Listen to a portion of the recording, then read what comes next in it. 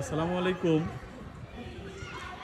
আজকে আমার প্রিয় ছাত্র রাহাদের কাছ থেকে তার যে কৃতিত্ব এ সম্পর্কে আমরা জানব। রাহাত, বলো তোমার যে কৃতিত্ব আজকে এই পর্যায়ে আসছো, এটা কীভাবে আসলে তুমি? আসসালামু আলাইকুম, মোহাম্মদ রাহাত। আসলে ফুটবল খেলি অনেক ছোটোবেলা থেকেই। এই স্কুলে মহিময় উচ্চ বিদ্যালয়, এই স্কুলে অনেক ছোটো থেকেই এখানে পড়াশোনা করি। এখান থেকেই মূলত আমার ফুটবলটা শুরু। তারপরে আস্তে আস্তে থার্ড ডিভিশন ঢাকায় খেলছি, ঢাকা ক্লাবে। তারপরে আবার 18 বিলিগ খেলছি আবাহনীতে। তারপরে আমাদের এই যে রিসেন্টলি আমরা বঙ্গবন্ধু জাতীয় গোল্ড কাপ টুর্নামেন্টে চ্যাম্পিয়ন হইলাম। তারপরে আমাদের স্কুলকৃত 50তম গ্রীষ্মকালীন জাতীয় চ্যাম্পিয়ন হয়েছি আমরা।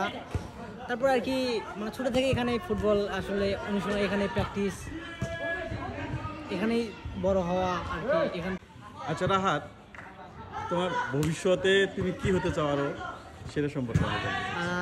অবভিয়াসলি সবার তো ন্যাশনাল টিমে খেলার স্বপ্ন। আমারও স্বপ্ন আছে ইনশাল্লাহ আগামী দিনে আর কি বাংলাদেশের হয়ে খেলা। পাশাপাশি প্র্যাকটিস করতেছি, ইনশাল্লাহ ট্রাই করতেছি, দেখা যাক কী হয়। ইনশাল্লাহ সবাই দোয়া করবেন আমার জন্য, যেন আগামী দিনে ভালো কিছু করতে পারি ইনশাল্লাহ।